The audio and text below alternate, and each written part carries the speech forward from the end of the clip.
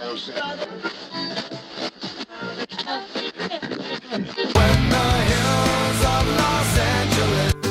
Angeles, I'm and most Hollywood nights. She goes to California, oh, California. What you say about Los Angeles? LA got the people saying.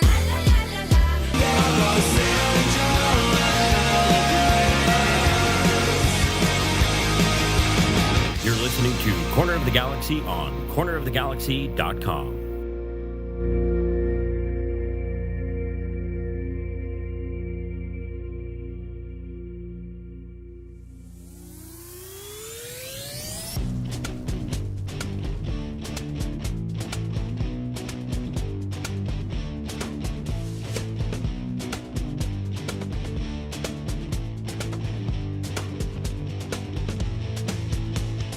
It's time for another episode of Corner of the Galaxy from the Box, the show that gets you behind the scenes of the LA Galaxy and into the mind of soccer reporters and MLS experts. Your hosts for the day are Corner of the Galaxy's Josh Guesman and LA Times soccer reporter Kevin Baxter. Let's start the show. Hello, everybody, and welcome to Corner of the Galaxy from the Box on cornerofthegalaxy.com. I'm your host, Josh Guesman, coming to you on Monday, July 21st. The LA Galaxy 3-3 draw on El Trafico, just when you thought El Trafico would disappoint, when it would be a flat flub, when the LA Galaxy losing 2-0 and 3-1 would go by the wayside quietly, they somehow find a way back. Something that we haven't seen from this team, something that was a little more reminiscent of last year than perhaps this year. So we're going to talk about El Trafico, the 3-3 draw, and all the fun little things that we can dissect from that. We'll talk about other LA Galaxy and MLS news as we enter All-Star Week. That's happening on Wednesday night. And then the LA Galaxy, lucky for them, get to play on Friday night against Houston to help do all of that. We're glad to have them back. And look, a video and everything. It's Mr. Kevin, the Panda. Baxter. Kev, how you doing, bud? Dude, you mentioned it. It's Wednesday, man. I am on pins and needles. Look, I'm so excited. The All-Star game. Can I tell you how excited I am for Wednesday? We're going to do a show on Wednesday night because the LA Galaxy have a game on Friday night. So on Wednesday night, during the All-Star game, we will be right here getting ready for Friday. That's how important I think the All-Star game is. It's a good thing the Galaxy don't have anyone in the game because they might be tired if they play Friday. You know, Wednesday and then Friday. Next year, by the way, the All-Star game that we won't be going to will be in North Carolina, so we won't be going to that one next year either. Wow, we're really not going to the All-Star game. Here's the thing about the All-Star game, and I am at least a believer in the idea of an All-Star game for one reason, and one reason only, is that as we've talked about, and if you know the history of Major League Soccer, Kevin, you know this, that MLS Cups used to be predetermined where they would be. In fact, the first one that was given to the team that was that would host it, like had the best record in the regular season, and therefore they would host the game, was in 2012. 2011, the LA Galaxy were chosen as the host and then made it as the host team.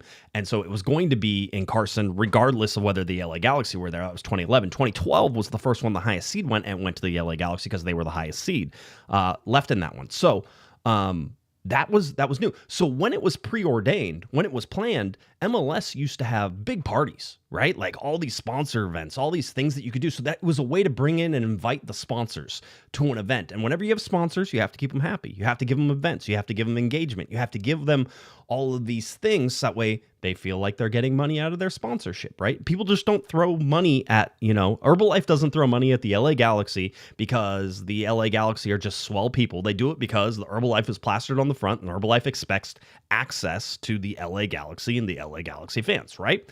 That's why you have sponsored events. So when they got rid of the preordained MLS Cups, they lost the ability to really pre-set up and have big deals and have sponsor events and sponsor eyeballs and, all this. And you get to bring your sponsors to the seats. It's the only reason I'm okay with the All-Star game anymore is that it's basically a preordained party. All the sponsors are there. You get them there. You get people who can then, attend these things. I don't enjoy the game. I don't enjoy the overall, especially not with just constantly going between, MLS and Liga MX anymore. I will, I'll probably barely watch and that'll be the end of it. Some people may really like the All-Star. I like the skills competition and the goalie wars way better than I like the actual All-Star game. If they just did skills competitions, I'd be all for it. Well, there are no good All-Star games anymore. The NHL one, nobody skates. There's no defense. There's no checking. The NFL game, there's really no tackling. The MLS game, there's no tackling either. And the NBA game, there's no defense either. The final score is like 200 to 199. Right. The baseball one used to be good. They've really tried hard to mess it up. But I remember covering a few, and off the field, what they would do 1 year in Houston, they opened this aquarium amusement park just for All-Star game visitors, and we got to go in there, and players would be there with their families and sponsors. It was very cool. Another year in Chicago, they had it at the Field Museum. They had an event just for us. The Field Museum, really cool. The Field Museum is where they have the lions from Ghost in the Darkness. If anybody remember this film, do you know this film? No. Okay, Val Kilmer. He's in Africa. This is takes place maybe early 1900s, perhaps. They are building a railroad across Africa, and they end up being hunted by these lions. And these are no normal lions, only killed usually because they're hungry. Well, in Ghost in the Darkness, these lions were killing for fun. And so it's a little bit of this thriller where Val Kilmer's character is trying to trap these lions because they can't get any work done on the railroad because the lions keep going into camp and eating everybody. So great. And so great they somehow wound up in the Field Museum.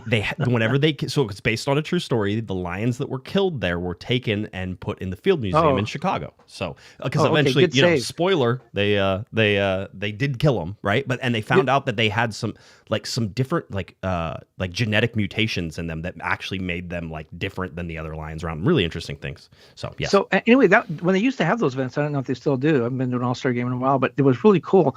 But the bad part is, so there's 30 players on each team, and the game is on a Tuesday. Mm-hmm. So the teams play on Friday, and generally there used to be I think there still is one late ESPN game, late Friday. So those guys have to get on a plane and fly to the city, and on Monday morning they have mandatory media thing where they go out and they sit on a big platform with their name, and they have to be there for a certain amount of time, 30 minutes, and any reporter can come by. So some of the young guys making their first All-Star game, they're totally geeked out. They love it. And they're like, "You're from the New York Times? Oh, cool. How's it going, man?" And then the veterans who have been there before, some of them don't even show up. And if they do, they're asleep and they just don't want to be there. Right. And so it's not, the players are just making so much money. It's really not an honor anymore. Yeah. It's, I mean, it is an honor, but it's not an honor that they really care about. You see so many guys coming up with sore hammies, the weekend before the All-Star guy. I can't go, coach. I got and we know in MLS, remember whenever Zlatan got suspended for a game because he was injured, didn't want to play in Atlanta on the turf? Do you think Zlatan with his resume needs to go to the MLS All-Star game and score a goal against Liga MX? No. The LA Galaxy have no worries about this because nobody will be going.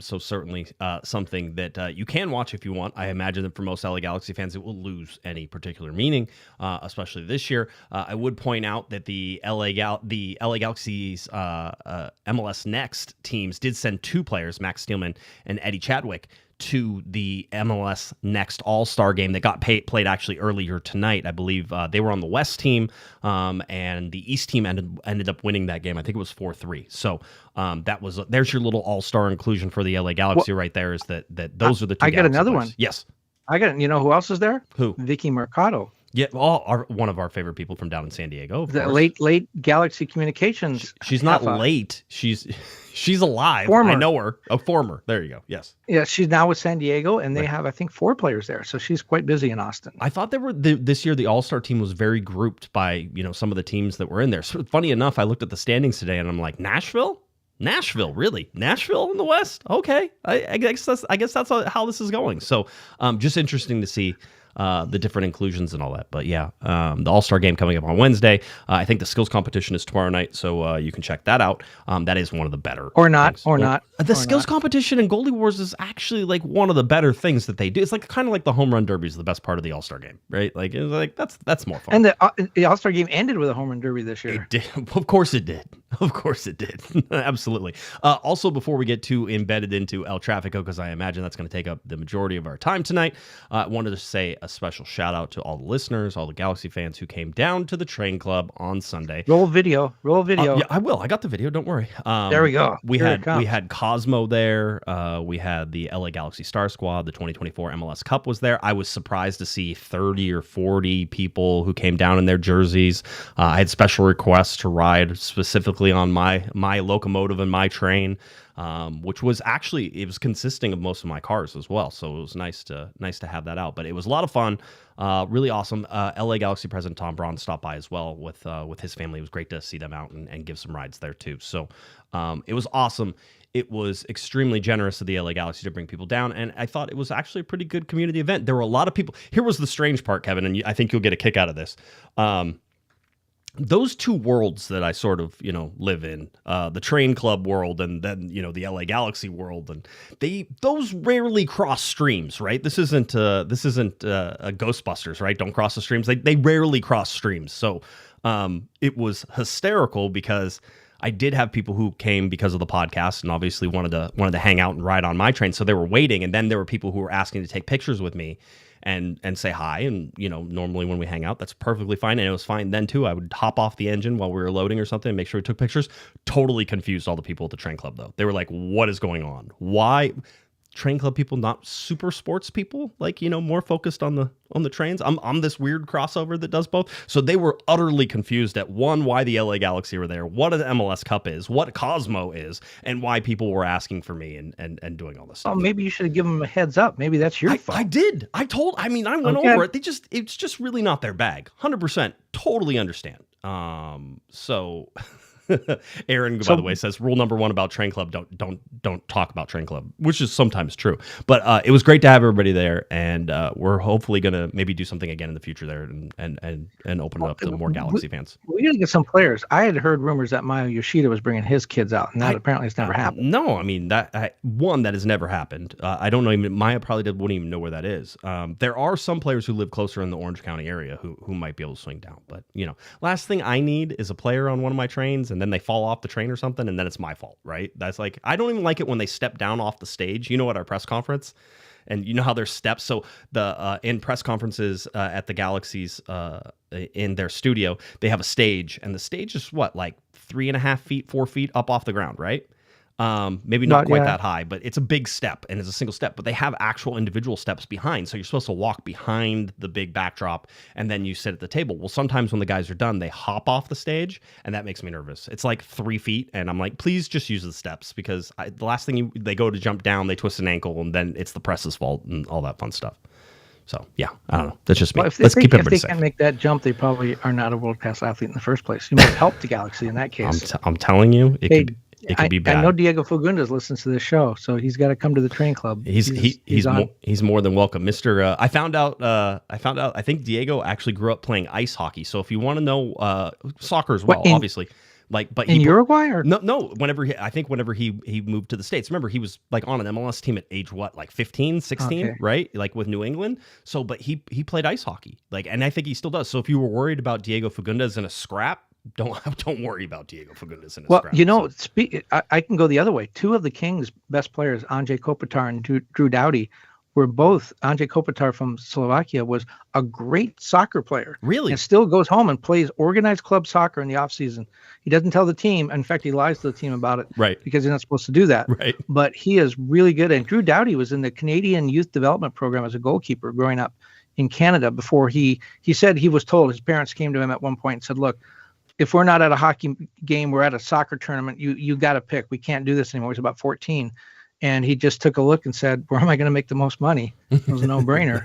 And he has an $11 million a year contract with the Kings, so he probably did a pretty good job. Imagine being so good at 2 sports. You're sort of like, which one do I make most money? Not which one am I best at, by the way. I'm good. I'm really good at both of them. It doesn't matter. So, but if you're in the bowels of a building before an NHL game, both teams, a lot of the teams, will all go out and warm up with a soccer ball. That's fun. Kicking it, hitting it, just trying to get the blood flowing. Yeah, you can certainly see it. One other note before we dive into El Trafico is that America and Toluca played at Campeones de Campeones last night at Dignity Health Sports Park. It was Toluca winning 3-1, which means, Kevin, drum roll please, the LA Galaxy will now host Toluca on Wednesday, October 1st, 7:30 p.m. Pacific time at Dignity Health Sports Park.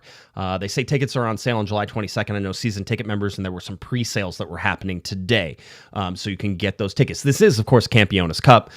Somebody asked, well, what do the Galaxy get if they win it? Well, they get a Campeones Cup. They get a Campeones Cup, right? And as they stated in their press release, they would be the first team from Los Angeles to hoist said Campeones Cup. I think that was a knock at perhaps their El Trafico rivals there. Well, and I think Ricky will be back by then. I really think this is the Galaxy's best shot at salvaging this season. By the way, they were eliminated over the weekend from Supporter Shield contention. Oh, man, so close. With 10 games to go in July, they were eliminated from that. So that's out of the way. And they do have Leagues Cup coming up, but that will involve 3 or 4 or 5 or 6, 7 games, 6 games at least, where they have to play. Campeones Cup is a one-off. They'll have Ricky back by then. He'll probably be 3 or 4 weeks into a season. Maybe. I think. Maybe. Don't be making promises. I'm still waiting for Yanni G to. I'm hyping the game. I'm trying to sell tickets, man. Okay, good. Give me a chance. Okay. So anyway, and we know Donald Trump's going to fly out to present the trophy and keep the original and give out a replica. And so anyway, I just think that's the Galaxy's best shot at salvaging the season. And we talked about before, DC United. 2013, 3 wins, worst MLS season in the modern era. Right. Won U.S. Open Cup. They won a cup that year. They won a trophy. So Galaxy have a chance to do that. Yeah, they have something. Listen, somebody asked what you get for that. You get the Campeones Cup. You get bragging rights. That's it. You just saw a picture of it. Yeah, it's a nice little skinny thing. It looks like a Pilsner glass. There is no CONCACAF Champions Cup, edition. Like you don't call. I'm like, why would you for one off? This is a publicity game more than it is anything else.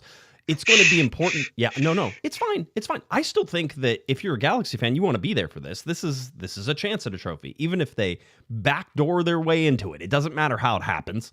If you win the trophy, you win the trophy. So, looking at the LA Galaxy in October 1st, 7:30 p.m. Again, that's on Wednesday night.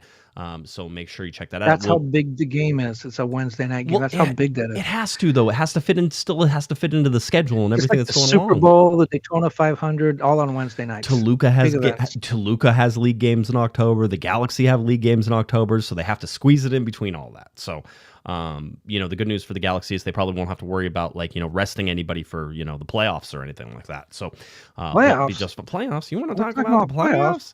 The LA Galaxy 3-3 draw to LAFC. Again, I said it in the intro, Kevin. The Galaxy losing this game at 1.2-0. The Galaxy losing this game at 3-1. There is zero reason LAFC should have let the door open for the LA Galaxy. It is shocking to me how that all unfolded because I was in a group chat. We Sophie and the Hammer and I usually talk during games and just go back and forth and all that sort of stuff. And at one point I was like, the Galaxy are going to lose this game like 3-2, 2-1, something like that. And we're going to want to sit there and talk about, it was so close though. The prevailing thing is so close. They had chances, they just didn't take them. And it just, but then you would watch how easily LAFC scored, their 3 goals. And you sit there and say, the Galaxy just aren't that good this year. How in the world did a team that was really looked like they were getting run over, Kevin? And Kevin, you were at this game, so you have even more perspective on it. You can talk about the atmosphere and what you saw and how the setup to it. But how in the world does a team score so easily like LAFC and then almost get allergic to the ball? And we've seen this as sort of their shortcoming, which is not being able to play with the ball and sometimes not being able to control games against teams that are possession based. The Galaxy almost playing the perfect foil for them whenever this happens. But how does that happen? How does LAFC let the LA Galaxy back into that game? Well, and the LAFC is playing really well. They've lost 1 MLS game since April 15th, and they had come in, I think they won 3 in a row. They were going for their 4th in a row, still unbeaten 4 in a row.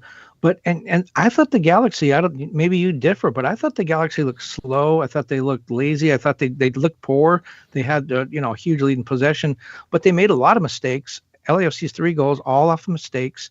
On the last one, I don't know how if that came through on TV, but the last one, the final breakaway goal by Boanga, afterwards, Peck and Garces were arguing on the way up the field. And if you watch the replay, Garces a little bit out of position, but remember, fastest guy in the league just quit on the play, absolutely quit. Yep. I don't know if he could have closed it down, but he didn't even try. And I think that's what happened, what made Peck so angry. It was so fortuitous of a bounce for LAFC too, because that ball wasn't supposed to be where it got played. It got misdirected and sort of played into space. And then, as Greg Vandy said, the fastest guy sort of gets to it.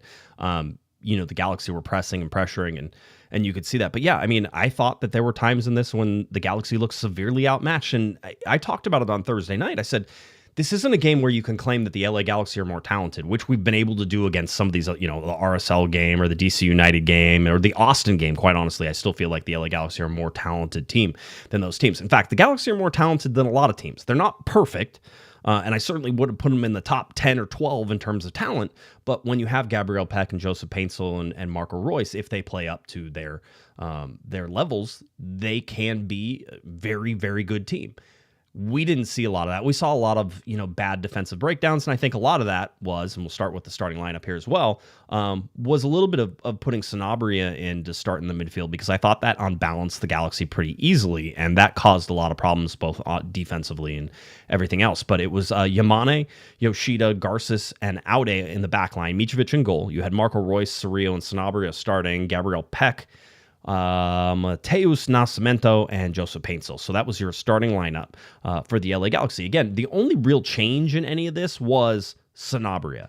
And Greg Vanny addressed that afterwards and sort of talked about how he wanted to have somebody who was a little more defensive minded, so that way it would allow Cerrillo to sit a little bit deeper too, and Cerrillo could help out the center backs and maybe double team Bouanga whenever they get a chance. So they knew they were going to have to do a lot of work. The problem was that I think Sanabria caused some problems that the Galaxy haven't been having recently whenever Diego Fagundes is there. But Vanny also wanted to have, as I think he stated, he wanted another arrow in his quiver whenever he came off the bench, and wanted to be able to put in somebody like Diego Fagundes and sort of change things up a little bit. So I feel like it was a little bit of a mismatch whenever that happens. But having said that, the Galaxy are down 3-1 in this game. That game should have been over. In fact, LAFC had a big chance. I think it was Tillman who had a big chance and ended up missing it. That could have taken the game to 3-0.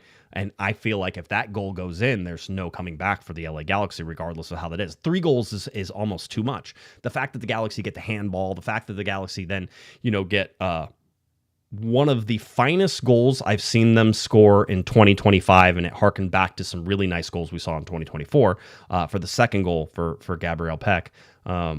Really sort of almost started to have them believing in that, and they allowed, LAFC allowed the Galaxy to hang around. What did you see from the stadium and just everything that's set up? It felt like it was going to be an anticlimactic El Trafico this year. Maybe it was going to be the first dud, and again, it wasn't. Well, one of the things just to pick up on your point, and one of the things LAFC talked about after the game, Steve Girendo, some of the players, is like, we've got to close out games. We're up 2 goals to, with 21 minutes left. We've got to close out games. And I do think LAFC thought they had it. They maybe got a little bit cocky. They pulled Bouanga kind of late in the game. Bouanga was extremely upset to come off. And I don't know whether Girendo was thinking ahead to the All-Star game, just trying to get him some rest. But he doesn't pull him in a game if they're still competitive. He's not that bad on defense. He does dribble well. He does possess the ball well. He's a guy that could have helped them close out the game if he had stayed on. He didn't.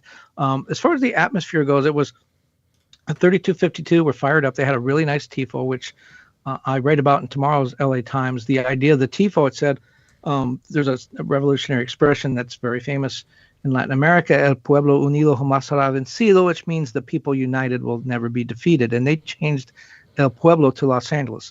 And the way it was interpreted largely, I think, in the press box, in the stands, was that Los Angeles stood for the Galaxy and LAFC. LAFC, of course, has made a statement about the ICE raids throughout LA, throughout Southern California. The Galaxy have not. We know about the Galaxy fan supporter boycott. We know about some of the things going on with the supporters and their displeasure over this. So I think LAFC tried to, in the best that they could do, to sort of reach across the field and say, look, we hear you, we see you, we've got your back. This is bigger than soccer. By the end of the game, all that was gone and the fans were fighting again, but at least it was nice to start. The Galaxy fan section, which has never, ever, that I know of, had an empty seat for an El Trafico, was about at least a third, maybe half empty. The Galaxy told me they rented 11 buses. They distributed, that's the word they used. I think another word you could use is bought, and gave out about 550 tickets. I would guess there was 300, maybe 350 people in that area. It was noticeably empty. It was noticeably quiet for much of the match. So that kind of was felt. It did feel a little bit strange as an El Trafico that way. And then on the field, it for the first at least 75 minutes, LAFC was playing pretty well. Like you said, they had a couple of miscues, could have been up much, much more.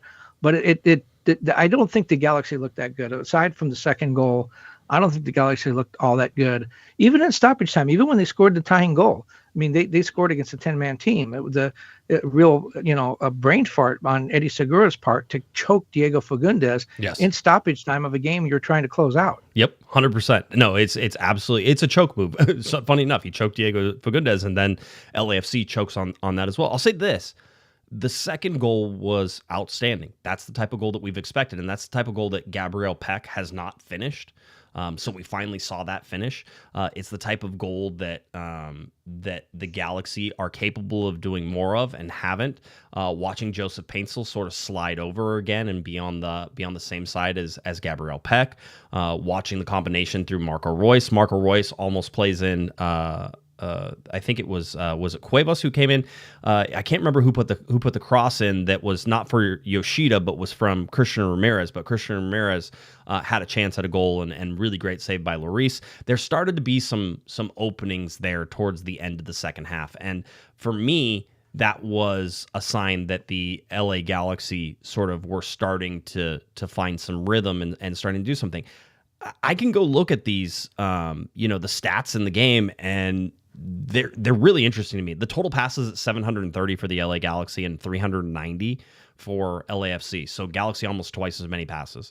The shots on goal for the Galaxy, 6 shots on goal to LAFC's 4.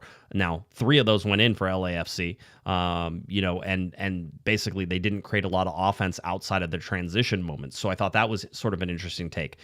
Looking at the possession, if you're LAFC, Kevin, and you learn to possess the ball in this game, and even Taylor Twellman was talking about it on the call, but you learn to possess this ball in this game, you can see this out and keep the LA Galaxy from it. The fact that the Galaxy were able to build and play at a level that then frustrated LAFC, to me, I'll say this, I can give the LA Galaxy credit for what they did in the second half and how they played down the stretch, because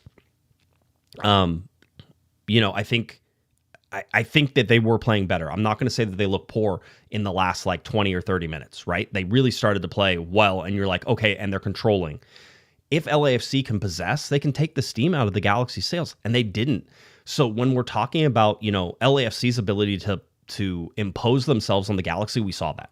We saw their ability to play into space. We saw their ability to counter, and we certainly saw it run counter to what the LA Galaxy were trying to do. Miro Garces was supposed to be a mirror on, Denis Bouanga, and he wasn't. And I think that's, some poor play from him. That being said, I also think that Amiro Garces had some pretty good plays in this game and showed some good things. Maya Yoshida ends up scoring the goal, ends up making team of the match day, excuse me, I should say it right. Team of the match day. Him making team of the match day is obviously because of the goal. People are going to say that the Galaxy defense allowed 3 goals on the night and that maybe a defender shouldn't be in there, but I'm not looking at Maya Yoshida as the problem on defense for the LA Galaxy in this game. Speed was a problem, spacing was a problem. But overall, I thought that in the whole, at the end, with what they closed with in the second half, I thought the Galaxy deserved to at least be in the conversation for that. And I think XG sort of proves that out too. The Galaxy had a higher XG than LAFC. So Garces, I thought, had another poor game. You talk about speed. He's in there to neutralize that. I don't think he had a good game. I did think he quit on that last goal. I'm not saying he could have changed it, but it's a bad look. Go down 3-1 at that point. And good friend of the pod, Diego Fagundes, could probably clear this up for us, but obviously the game changed a few seconds, maybe 10, 15 seconds into stoppage time when there was that little brawl. What happened was there was a very rough tackle. Cerrillo, I believe it was, on David Martinez. It was Cuevas Cuevas. On David Martinez. LAFC was apoplectic. They went nuts. And after the game, by the way, Steve Cherundolo charged the referee, as did Denny Bouanga. Denny Bouanga had to be helped away by security and teammates. Greg Vanny escorted Steve Cherundolo away from the referees as well. Greg was like, "Hey, don't get tossed for this. Let's go." That type of thing. By the way, former national team teammates, those two. 100%. So LAFC was really upset about that tackle. Now, I don't know if it was intentional. Well, clearly it was intentional. I don't know if it was intentional to be that physical, but while David Martinez was on the ground, Cerrillo stood over him and taunted him. Cuevas, excuse me, stood over him and taunted him. And I think Diego came in sort of at the end, and that led to that big shoving match, which is fine. The referee did not do a good job of controlling the match, especially at that point. He wound up giving out 2 yellow cards and then the red to Eddie Segura. Segura probably would have got a yellow card too for shoving, but when he put his hands on Fagundez's neck, and you saw the referee in his motion when he handed out the red card, he went to his neck. Yep. And he was clearly saying, like, it was the neck. The pushing and shoving, fine. Everybody was doing that. Well, I'll give you a yellow. But Segura lost his mind at that point, and there was no reason for him to do that. And again, LAFC was very upset with the way that was refereed. But look, let's think for a minute. And again, I'm not in the Galaxy's head. I don't know what Cuevas was thinking. I don't know what Fagundez was thinking. But we're losing by a goal. It's in stoppage time. We've got to do something to shake this up. I don't think they actually wanted to get a red card, but they wanted to show a little bit of fight. They wanted to get LAFC thinking about revenge and not seeing out the game. And what happened was now LAFC, already down Aaron Long with an injury, lose Eddie Segura, their best center back. Yep. And where does the goal come from? Right in the center of the box, where Eddie Segura would have been standing if he was still in the game. Yeah, Marco Royce afterwards was sort of saying, he goes, listen, to me, it's always stupid to sort of fight, right? Like he was sort of saying, hey, it's stupid to sort of fight. And for, these guys, he goes, but I understand it. He goes, I get it sometimes. He goes, I get it, like the frustration. I get the, you want to show that you're not going to be pushed around the whole deal. And maybe that was the point. I'll also say, who was the guy that Cuevas tackled on LAFC? Martinez? David Martinez. Yeah, so Martinez also grabs. Very young player, 20-year-old player. Yeah, he also grabs Cuevas's legs during that whole thing. So Cuevas, like, I know everybody was like, he was standing over him, taunting him. He was also had his legs grabbed. So he wasn't like, he was like, let go of my legs and I'll sort of, so there was like this back and forth. Again, I thought it was poor decisions. I thought Diego Fagundez was going to get thrown out of that game just by how hot he went in, to sort of back up Cuevas. And there were guys coming at Cuevas too. Ultimately, when it all got said and done, there were lots of pushing and lots of shoving and lots of people going pretty heavily at each other. And I imagine that there's going to be some disco fines that are going to come out from that. But it was Segura. I mean, you didn't see it at first, and when they showed the replay, you were like, yeah, that's you can't do that. And there's even still frames and photos right now that show like the full-on grab of the neck around Diego Fagundez, and Fagundez is sort of like he's showing the referee, but it's like you can't. It was right in front of the referee. It was going to be a red card, and it clearly will be. Well, I don't think it would have. I really don't think it would have been a red card if he hadn't gone to the neck, because there was so much pushing and shoving going on. Yeah. But and the referee did a good job at that point in showing everybody in the stands, because it happened in the middle of a melee. We couldn't see all that. And when he went to the neck, he's basically saying, look, the reason he got the red card is because he went to the neck. You can't do that. So then the Galaxy go around and start to create some of these chances here in stoppage time, and you get a ball from Paintsel that sort of moves it over towards Peck, and then Peck to Cuevas. I have said it on the show, I love being right. It's so much fun. Every once in a while, I haven't gotten much right this year, Kevin, but I will 100% claim this. I have said Cuevas is the best crosser on the LA Galaxy, and he proved it once again that he is. Greg Vanny said it afterwards too, is that, he wanted to get him in because we wanted to whip that in. I saw a stat. Let me see if I can find it again. It may not be on this one. Total crosses. The LA Galaxy are usually anemic on crosses, okay? They just don't do it. And this year they have been especially averse to it. And Gabriel Peck and Joseph Paintsel, I think, did more crossing last year whenever they had Dejan Jovalic in the center.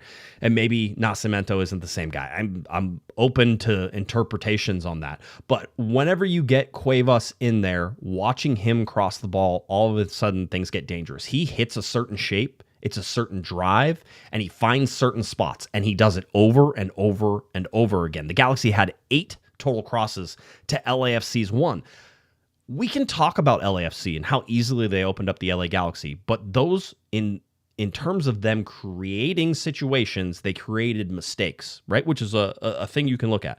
They created mistakes from the LA Galaxy, and they were all counters. That was not really a whole bunch of passing. The first goal, second goal may have been one that had a little bit of passing as it went across the box and then was finished.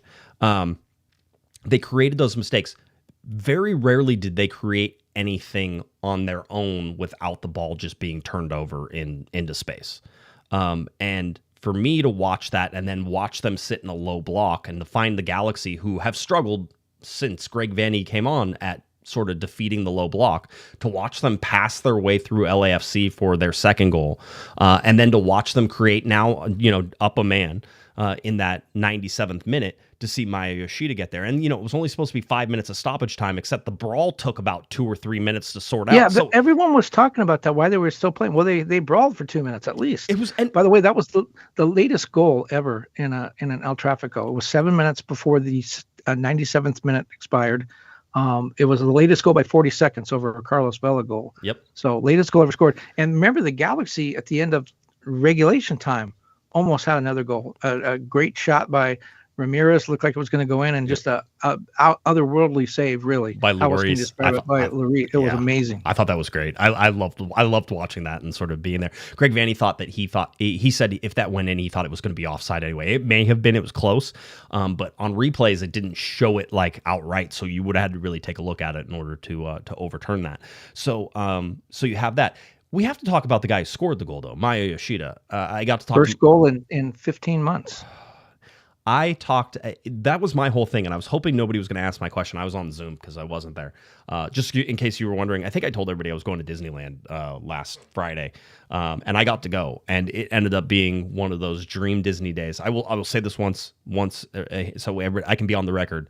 I probably haven't had a Disney trip that amazing in 20 years. Like, just outstanding. And I go on a semi-regular basis, but I had my 2 kids with me and that type of thing. So 14 hours of that. Then the next day I had train club where I ran trains until like 3:30, and then I had to get home and watch the game, so I was exhausted. I was hoping that nobody was going to ask my Maya Yoshida question, because if you followed Maya Yoshida, if you watched him this season, how many times has he gotten his head on the ball and it's just gone over the bar, or it's gone off the crossbar, or he jumps for it and the goalkeeper just barely gets a finger on it and tips it out. And so many times we've seen Maya get close to scoring and it wouldn't quite go in. And so I asked him, I go, Maya, we've sort of seen you get close. We've seen it off the crossbar. Is there joy? Is there relief? He's like joy, the whole deal. Then he told a story about how his daughter hates LAFC. So he was glad that he could go home and she would be happy that he scored a goal on LAFC. So I thought that was only his second shot on target of the season. He's, again, first goal, second shot on target. And if you sat there and said his XG, like his expected goals, is way high. He's like, I forget what it was of the season. He's in like the top 5. Not that this is great for the LA Galaxy that your defender is, but he was like top 6 whenever I last looked at it in expected goals for the LA Galaxy, because he should have scored at least 1 or 2 at that point, and he hadn't. So I think that seeing him score is nice. It's good for the club. The whole result is good for the club. If anything, I think if you're a Galaxy fan, maybe you're a little angry at just seeing the result and what they were able to do in the final 20, 30 minutes, and to create that great second goal and then score the third one, is that this is a team capable of playing that. LAFC is one of the top teams in the Western Conference. They have 3 games in hand. I expect that while I don't think that they have been great this year, and perhaps the Western Conference is pretty weak, Nashville, like I said, is at the top right now, which is like, if you paid me $1,000, I wouldn't have guessed that, 2 months ago. I still think that the Galaxy are perfectly capable of playing against LAFC. I think they're perfectly capable of playing against anybody in the Western Conference. Maybe that's an indictment of the Western Conference. Maybe that's an indictment of how poor the results have been for the LA Galaxy, despite the fact they have talent and they're capable of playing that way. I don't know. Is that fair, Kevin, to say that? We've been saying it, but is it fair to say, yeah, they've sucked, but their results have sucked. Their team is capable of doing something. Yeah, they haven't got results this year. They lost 14 games, but they've only won 3. But you know what? They played LAFC, as you mentioned, one of the top teams, not just in the Western Conference, in the league. The top teams in the league, they played them twice in both games, 3-3 draws. So is that the part of El Trafico? Is that just getting up for the derby, getting geeked up when you play your rival? Or, is the Galaxy clearly capable of playing that way? And so then the question becomes, well, then why don't they do it week in and week out? And that's a whole nother discussion. They can't. That's the answer. They're not capable of doing it week in, right? I'm sorry. They are who we thought they were, right? At this point, they are what their record says. And so for me, it's hard to sort of trust some of that and to see that. But again, I get But then the question becomes the reason. right. I get it. They are what they are. But this team that played this way for the last 20 minutes of this game, why can't they play that way for 90 minutes on a weekly basis? It's the same players. Right. Is it Greg Vanny that doesn't push the right buttons? Is it the players on their own take large swaths of the game off and I don't want to say don't try, but for whatever reason aren't focused? Is it an issue of focus? Is it an issue of desire? People talk about teams coming back after a championship season and they're not as hungry. I don't sense that. I think there's some of that. I think there has to be some of that. I think there has to be some of that. But I think we know the answer to why the Galaxy don't play that way all the time. And the answer is you don't play in El Traficos all the time. We know that levels get amped up. And again, that's not an excuse. I just think it's a fact. Like, we know that when Seattle plays Portland, that the game gets better. We know that when the Galaxy play LAFC, both teams' games get better. What the announcers the entire time, Taylor Twelmo's talking about it. He's like, throw form out the window. It has never mattered in this game, and it continues to never matter. The El Trafico will not disappoint. I think 4.3 goals is the average. And again, they had 6 this time. I mean, it's exactly what we always expect it to be. It's going to be a little crazy. The tactics are going to go out the window. The effort's going to be off the charts, and you just can't do it every single time. That being said, the Galaxy clearly have the ability to raise their level when they need to. So find that. Well, and what end did the 2 Galaxy goals come in? The north end, in front of the 32-52.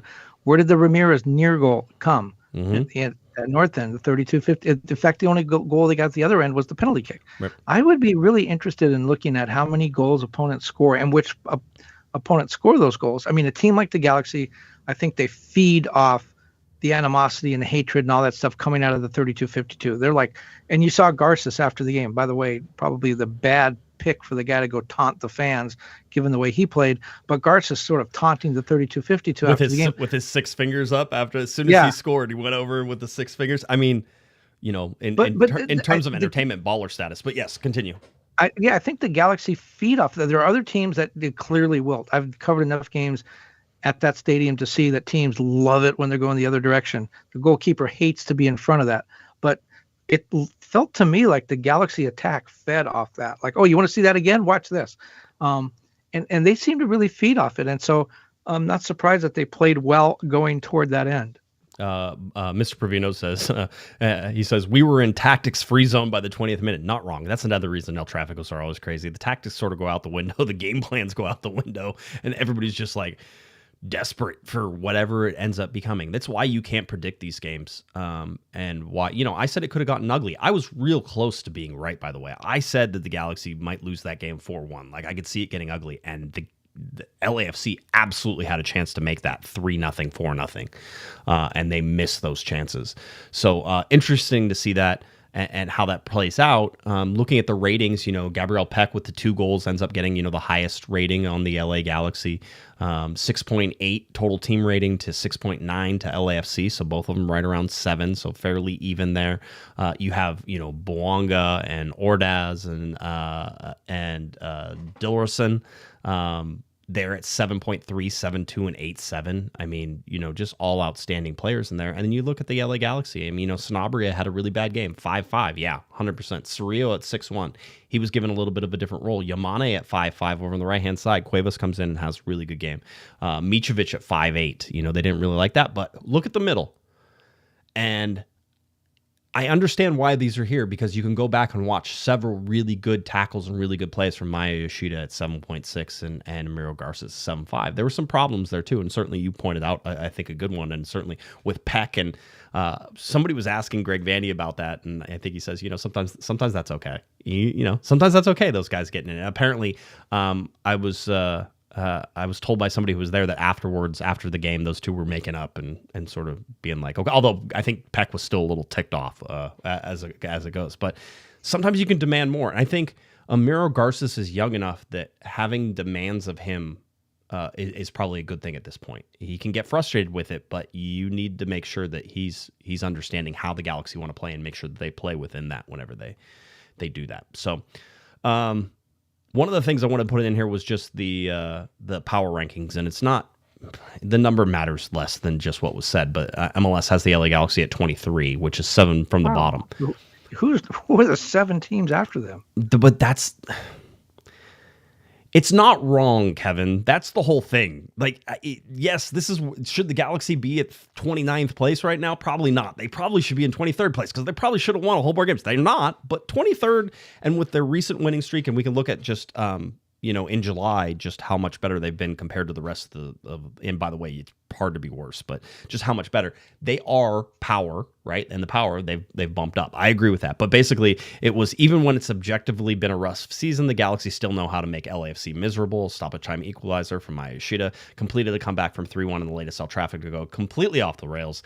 They didn't lose to LAFC this season. Even as bad as the LA Galaxy have been, it was 2-2 at Dignity Health Sports Park, and it was 3-3 at BMO. And as rightfully pointed out, that means the LA Galaxy win on away goals, probably for some reason, right? That's how that works. I'm sure that's how that ends up going. We're in that stage now. We're okay.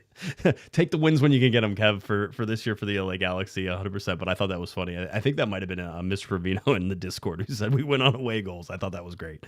So I certainly appreciated that and looking at it. But maybe it's something to build off of. Quite honestly, the Galaxy have a tough road to go to Houston now and play in July in Houston, and even if it's a Friday night, it's an interesting thing. We can take a look at the LA Galaxy in terms of just the season this year. This is the 6th time the LA Galaxy have allowed 3 goals or more, Kevin. It's just the 3rd time all season that they've scored 3 goals or more. So the 3-3 draw keeps their goal differential at -20 still, 28 and 48. We can look at the designated players now accounting for almost 50% of the total available minutes between Joseph Paintsel and Gabriel Peck. Paintsel now up to 62.4% of his total available minutes, and Gabriel Peck up to 86.7%. Going back, of course, last year, the Galaxy finished with 82.5% of the total available minutes being played by their designated players. This year, just shy of 50%. Something that I found interesting, and it's sort of been ratcheting up a little bit. Do you know the LA Galaxy have gotten a point or better 41.7% of the time, and you'd never know that? The problem is most of those have been points, Kevin, and not wins. So I'm not sure it really matters that much, but they still have a winning percentage just 12.5% on the season, and a losing percentage of almost 60% in there. So just something as we're watching the LA Galaxy perhaps get a little bit better, watching that rise a little bit. Away points. Yeah. Go ahead. No, I was going to say, you want to know the weather report for Friday in Houston? Yeah, tell me Friday. Interesting. Friday, Houston. Yes. At nighttime, which is when the game will be played, correctly. 77 degrees, 51% chance of rain, 86% humidity. The humidity's a little high, but the temperature isn't horrible. 77 is like, what was it? 70, 77? 87. 77 degrees. It's going to be 88 during the day, but the humidity at 86% is. And isolated thunderstorm possible over the evening. Let's see. Should I predict another delay? Because I got the Dallas one correct. Or excuse me, Colorado. I got the Colorado. No, the prediction wasn't that great. It was where the clouds were coming from at exactly what time. Yes. And the wind speed and everything else. That was very impressive. Yeah. This one could see a delay as well. 77 degrees is about as good as you could possibly hope for in Houston in July, by the way. Just would like to point that out. Away points for the LA Galaxy now up to 5. They've gotten 5 total away points. They're averaging .33. Again, we're still at the .33. Basically, the Galaxy get still winless. Yeah. Still winless on the road. Still winless, but the Galaxy get 1 point every 3 away games they're playing right now. That's probably not a recipe for success. The LA Galaxy at home averaging now 1.00 points per game with 11 points out of that. So that's the majority of the points. That's why the Galaxy have 16. Nobody cares about that. Nobody cares about that one either. Here we go. 16 points now. They are closest to 2007, which had 21 points. So they're still 5 points behind the worst season. And that 2007 line will go away eventually because they did not play 34 games. So you're still going to be looking at, I believe, the 2017 season, which will be the lowest point total. And that is the one the LA Galaxy are going to have to try to get to, match in some way. They don't have the worst LA Galaxy record in team history. They are 7 points away from that right now. So still quite a gap whenever you look at that. Easier to make up those points than it will be in any of the playoff races, though, for the LA Galaxy. So, trying to make points up on a team that isn't currently playing in your conference is easier than whenever you have to try to do it on the screen. Yes. But, at this time last year, we were talking about the Galaxy, tying or setting records for best team in franchise history, most wins. They had 19, most goals, but it's goal different, all that kind of stuff. This year, they have 10 games left. They have to win 6 of those 10 games to avoid the lowest losing season in team history. They have to, if they, 18 wins, the most 18 losses, excuse me, are the most losses. So if they win that 6, then they'll avoid most losses and fewest wins. So 6, if they get 5, they tie both of those. So that's not good. And then there is the points total. 32 is the lowest points ever had. They're only halfway there, and they've got 10 games left. Ooh, it's gonna be it's a drag. Yeah, so we are seeing the LA Galaxy. Just looking at the schedule coming up, LA Galaxy on Friday, 5:30 p.m. Pacific time, 7:30 on the Central Time Zone there at Shell Energy Stadium. It's Houston versus the LA Galaxy. Then we get in the Leagues Cup. So Thursday, the 31st of July, is going to be LA Galaxy versus Tijuana. Then you're going to get Sunday, 3rd of August, it's LA Galaxy versus Cruz Azul. And then Santos against the LA Galaxy on Thursday, August 7th. All right, so those are those games that we get to watch. Then back to league play. Sunday, August 10th, hosting Seattle. Then away to Miami. Good Lord. That's when they're not winning that game. It's just not happening. Home to Colorado, home to Dallas, away to Seattle, home to Cincinnati, home to Sporting Kansas City, away to Dallas, and then home to Minnesota. That is how it closes out for the LA Galaxy this year. There's also Campeones Cup is in there. Any Leagues Cup games beyond what they already have scheduled, should they advance. Yes. So tell me, Leagues Cup, obviously, as with most MLS tournaments, if you wait long enough, they're going to change the entire format and the name a lot of times. So this one, they wanted to avoid that long 3-week break for teams that went out in group play, and so they've done that. But if you do advance and you have the 3 knockout round games, do you then reschedule your MLS games, or you just play those around them, or do we know? I think you play them around them. I think they're going to be like midweeks when you don't have midweek games, right? Which is why they front loaded the schedule again. Let's be very clear that the MLS transfer window has not opened up. The LA Galaxy have 10 games remaining. Kevin, what is going on with this league? I don't understand it. And Don Garber needs to pull his head out of his rear end on this. This is crazy. This is nuts. The window opens Thursday, right? I believe it opens on is it 24th or the 21st? Yeah, it's the 24th to the 21st of August, right? Yeah, so that's why. It's what you talked about earlier. It's part of the festivities at the All-Star game. All the general managers are going to gather around a big window, and they're going to open it, and that's going to be how the transfer window opens. And they had to wait for the All-Star game. It's ridiculous. Very clearly ridiculous. And, now you're seeing, I don't even know what the Galaxy are going to do. I saw some crazy rumors today, and I was like, okay, yeah, sure, the Galaxy are going to pay $21 million for a player.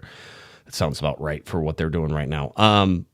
The LA Galaxy's unified team, by the way, I'm going to have to do this off of memory because I had it and then I lost it. Their unified team just played in the California Cup, right? That they played all the teams in this round robin tournament over the weekend, and they won all their games. So they have collected they collected the cup for the California Cup. LAFC's unified team, San Jose's unified team, and I think it was Sacramento Republic was in there as well. Was the other one that was floating in there. So that unified team next goes to Miami. And I believe they are 5-1 on the season so far, this LA Galaxy unified team. So you're talking about a team you want to get behind and support. That's one that wins games. And they've already collected hardware. You see, 100%. So that's one of those positive things that sort of comes in here. I'm trying to think if there's any other stats. Nobody really cares. It's at this point, the Galaxy are done. But I can't believe the transfer window is. Here's one I wanted to show you. The points per month. We can go through and look at the average points per game for each month, right? Like February was 0, March was 0.4, April was 0.25, May was 0.57, June was 0.67, July 1.75. Kevin, all of a sudden, there it is. We have reached the Holy Land for the LA Galaxy. Currently 2-1-1 inside of the month of July. You know what Greg Vanney says. The season doesn't really start until there's only 12 games left in the season. So that's the Galaxy are now ready. They're ready to go. So we're in the middle of the season. So anyway, they've only dropped.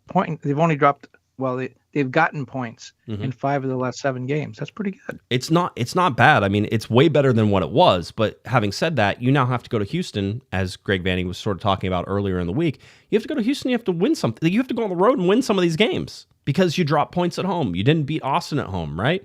And so if we go to standings, and we certainly can, Nashville right next to. By the way, I was saying Nashville's in the West, and obviously I'm an idiot because they're not. They're in the East, but they're right underneath Cincinnati. But they have, in your defense, they have moved back and forth. They have so many times, but I should know better. But yeah, Cincinnati at 48 points, Nashville at 47, Philadelphia at 47, Columbus at 44. Those are all people who played 24 games. Miami at 41, 3 games in hand, right? Same as LAFC on the same side. So sort of watch Miami, watch LAFC. They're going to rise towards the end of this. Just looking at the Supporters Shield, it's Eastern Conference. That's San Diego, 43 points at the top of the Western Conference. Let's click on the appropriate one for the Western Conference. San Diego, 43 points. Vancouver, 42. Has the shine sort of worn off on Vancouver because they're struggling. But here comes Seattle. And then here comes Seattle at 37 points in the 4th position. Minnesota quietly doing Minnesota things at 41 points, just 2 points off the top spot there. The LA Galaxy at the bottom at 15th, 16 points, just 2 points shy of St. Louis. Looking at 8 points shy of Kansas City. So they have a lot of points to make up to try to finish probably in that. You know what? The Galaxy are going to finish in 13th place because we always made fun of them for that. So that's going to happen. Looking at the Supporters Shield race, again, Supporter Shield. It's the Wooden Spoon race, which is the opposite side of that. Montreal currently in that spot with 15 points. The LA Galaxy at 16, St. Louis at 18, DC United at 19. Galaxy need to significantly climb up this level. And if the power rankings are right, maybe the Galaxy eventually rise to that 23, 24. Having said that, Kevin, 8 points behind Kansas City in order to try to do that. Good luck. With trying to climb 8 points in the last 10 games, because there's 10 games remaining. That's where we sit. That's where we're at. That's what's going to happen. And I talked to some people in Seattle today. They're moving up the standings quite rapidly after a slow start. But Stephen Fry is still dealing with the concussion protocol. You remember he had that injury against Columbus where they stopped the game in stoppage time. Wilfred Nancy decided not to play out the game. Really courageous move by him because it was a draw and they could have won and they could use those points now, but he obviously made the right decision. Anyway, Stephen Fry is doing well, expected back, not expected to have any problems when he does come back, but they're really concerned about an injury scare with Jordan Morris now. So we'll see how that affects Seattle. Yeah, Seattle always on the edge of sort of a Jordan Morris injury, right? We'll see how they close it out. So that's where we sort of sit right now. The LA Galaxy getting ready for this Friday night, and it's a game that is going to be pretty important to them.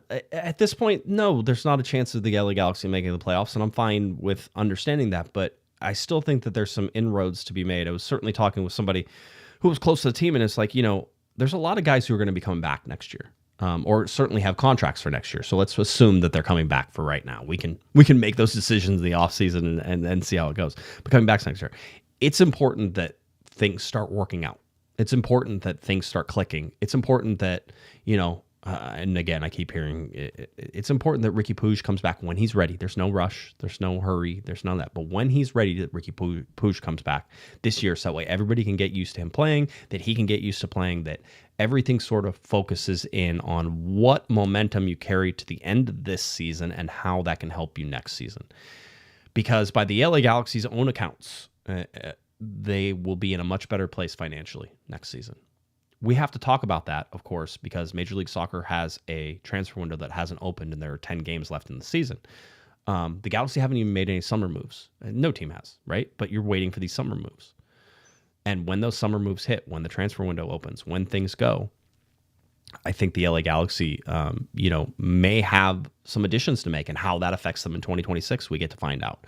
So, yeah, there's a lot of playing for next year, which isn't sexy or fun. But at this point, watching the LA Galaxy play good soccer would be a nice change, and I'm here for that. As somebody who likes to watch live soccer, Kevin, I'm here for good live soccer. Well, the transfer window hasn't opened, but LAFC did get a chance to add somebody because of the Club World Cup window. Yeah. And we'll see if they decide to keep him. This will be interesting. I'd like to see what Marco Royce has to say after getting back from the steam bath in Houston on Friday, because you talk about some of the newer players who maybe not played in Houston, Nascimento and Sanabria. They're from South America. They played in tough weather. Marco Royce probably never saw a game that was above freezing until he came to MLS, and now he's going to go play in 80% humidity, whatever it's going to be down there in thunderstorms. He's probably a 2.5, 3 hour flight to get there and 3 hours back. I want to ask Marco Royce what he thinks about MLS when that's all over. Metal, by the way, in the chat room says, did you all hear about Garber wants to do divisions for MLS like it's the NFL? If you keep adding teams, what else are you going to do, Kevin? Well, you know what? I have actually, that is music to my ears, if you can believe that, because it's set up for it. People may not like it, but think about this for a minute, because I actually have 30 teams. You have an unbalanced schedule right now. So let's take the 30 teams and divide them into 3 divisions of 10 each. Each team has 10 divisions. So you play home and away against each team in your division. That's 18. Right. Okay. Then you have another 16 games to play against teams in the other divisions, or you can even expand the schedule a little bit. So, but you have, or the other thing you can do is play 3 games against each team in your division, although you'd only have 2 in one location, 1 in the other. But you could play a much more balanced schedule. Then you have the 3 champions and maybe 3 runners up. So you have all of a sudden a 12-team playoff pool. It just makes it may be hard to get your head around, but it makes a lot more sense than what they currently have. Yeah, I don't listen. I promise that whenever there is a proposal put forth, I will be appropriately angry about it. But as of right now, saying, oh, hey, maybe we go to divisions, maybe we do this, maybe we do that. I've heard lots of maybes in MLS soccer so far, so I will not panic. But when it's appropriate, Kevin, I will be upset about it. So I just want everybody to know. I don't want people to think that I'm not going to be upset about it. Yeah, that's where we're sit. LA Galaxy 3-3 draw. Anything else you want to talk about? Because do we need to talk about ice, or are we done with that topic now? You can. Ice and the fan book? You certainly can. Well, the whole thing is still out there, and the story I wrote that will be online tomorrow in the LA Times and in print looked a little bit about, as I mentioned earlier, at El Trafico, but to sort of zoom out the whole league, we know these ice raids have been going on for 6 weeks now. They've been horrible, and they affect soccer more than other sports. Why? Why are we single out soccer? Well, because soccer is an immigrant sport. It was imported by immigrants. It was like sushi and pizza and Halloween. It started in immigrant communities in the United States, and then it came out into the general culture. And so I think it's fair for the people in these communities to think that maybe they're being singled out a little bit. And as we talked about before, Angel City and LAFC immediately put out statements in solidarity, I guess, with people in the immigrant communities. Not a political statement. Didn't say vote Republican, vote Democrat, don't vote at all. Didn't say anything about politics. If you look at the wording, it's very carefully worded. They stand shoulder to shoulder with people in the community in these trying times, is basically what they said. Well, I did a little investigation because I was very interested in why the Galaxy haven't said anything. It turns out 29 of the 30 teams have not said anything. Only LAFC, and their statement when they wrote it was sent to the league and said they didn't ask for permission. They said, we're going to say this, just so you know. And the league said, okay.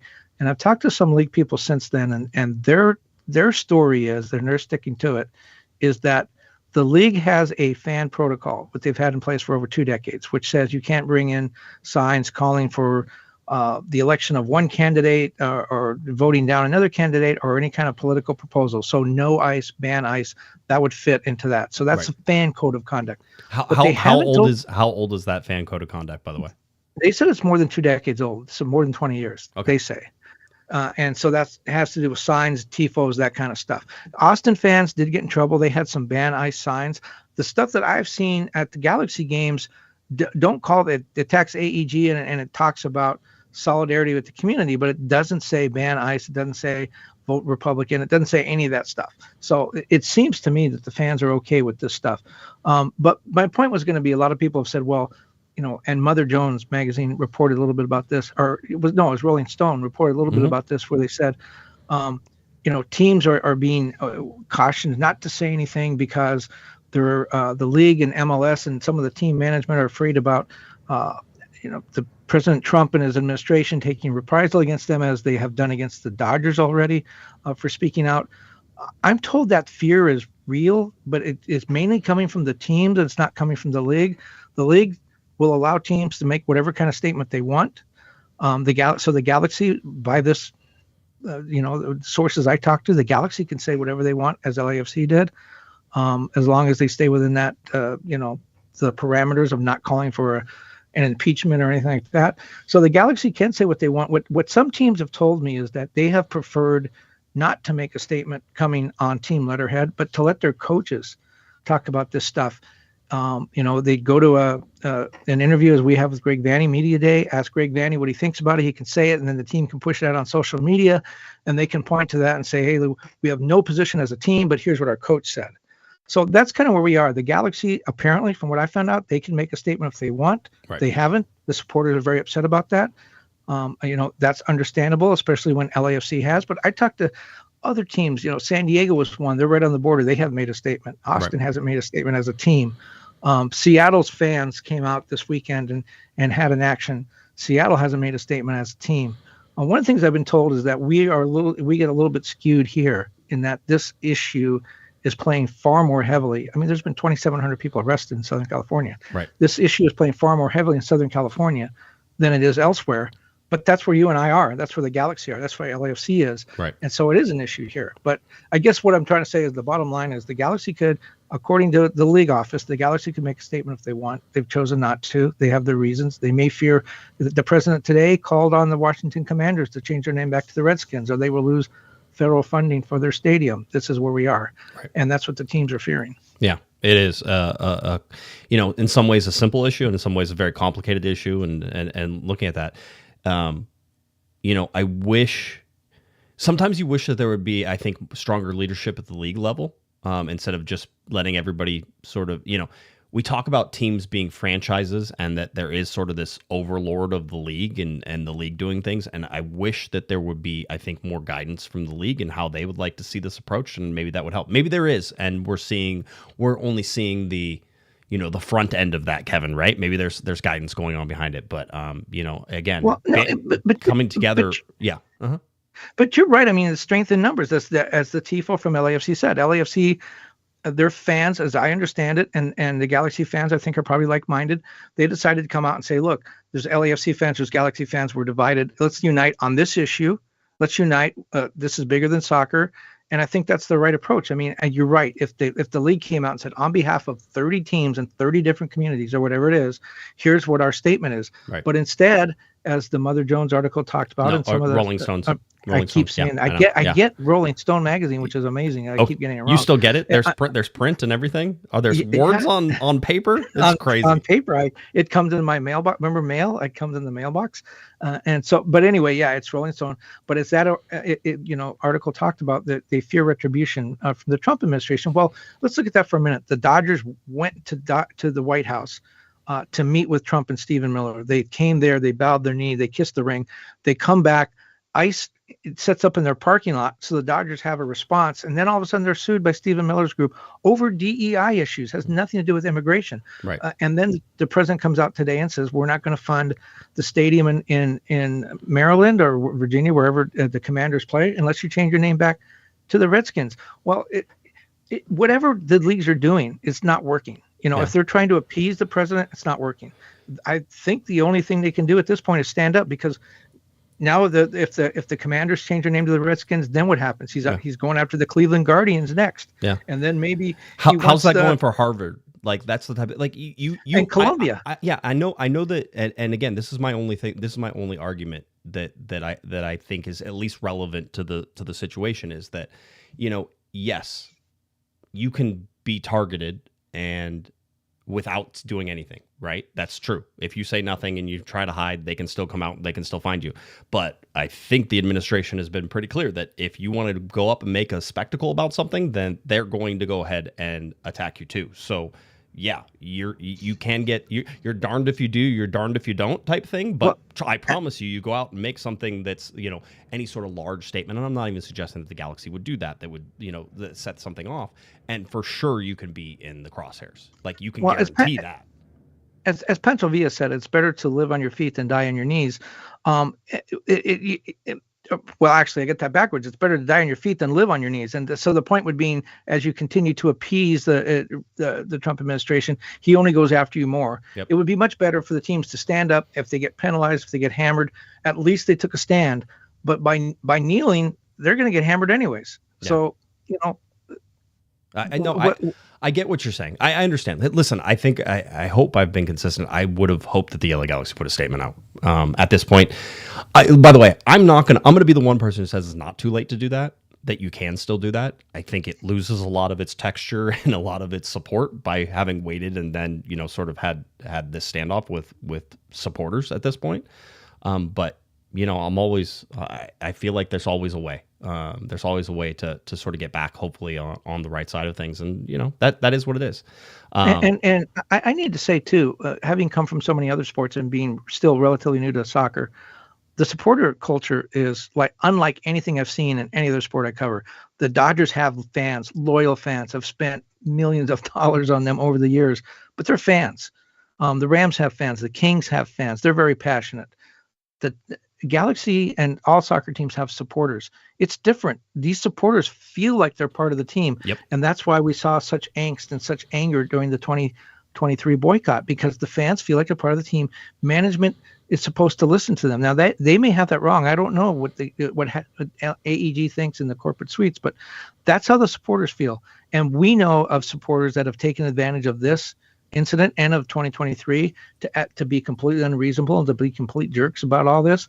But that doesn't take away from the fact that there is a little bit of fire behind this smoke, and that the supporters do feel like they're part of the club. They do feel like the club is not listening, and this is an issue of a lot of importance to them. Yeah, it is. Well, we'll continue to watch it. We'll continue to talk about it as we go on in the season. So and certainly an interesting little side note to the fact that you see that the Galaxy were able to sort of backfill some of the supporters, but usually, as you said, the supporter section is completely full over there, right? So not seeing that whole thing. I talked about the atmosphere against Austin as being library-like, and I'll stick by that. Somebody said it was akin to baseball, which there's so much downtime in baseball, Kevin. You know how like you sit there and there's some cheering and there's some stuff. Like it's usually, unless it's the playoffs where there's the din of everybody sort of like being involved and paying attention.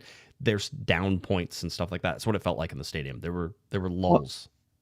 And one thing I've heard too is don't take this out on the players. The players, for the most part, from players I've talked to, are supportive of. They understand what's going on with the fans. They, Surreal came out and said it. Like we know what's going on in the Latino community. We hurt for that. We're part of Surreal. We're part of that community. Yep. And he said it in Spanish, so it didn't maybe get the wide play that it would have if he had said it in English. But he did make that statement and said that the players know what's going on in the locker room. They're well aware of it, and they stand on the side of the fans.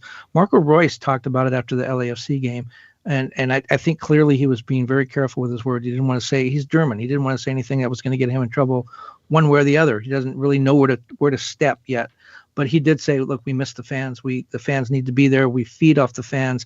I took that as a statement of saying, whatever's going on, you guys just fix this. Yeah, it was. I will also say, just in my conversations around the club and people, I think that there's a lot of people internal to the club who also would say that they would have hoped that the LA Galaxy made a statement, and I would say that's far more the majority than the minority that I've had the conversations with. So, Adam, did we talk? We know about the. We've talked about the Angel City shirt, right? I think yes, I wore it on one time. You wore immigrants. it. Uh-huh. Yeah. The one thing about that I'll say is when you talk about making the statement, and again, read LAFC statement. It's very carefully worded. It's very well done. Angel City statement was a little bit more out there, which I appreciate. But what I was going to say is the shirt. If you look at the shirt, nowhere does it say Angel City Football Club. Yeah. And I'm not sure if they were trying to back off and say if this goes south, we don't want to be blamed. Right. I took it as this is not about us. This is not about soccer. This is not about our club. This is not about making money for our team. This is the right thing to do. And I appreciated the fact that they didn't stamp their logo on that shirt. Let's close it out. And obviously a horrible way to transition between just the serious discussion we're talking about and super chats. But Adam, $2 super chat. We will see Jonathan Bond on Friday in Houston. Of course, Jonathan Bond there.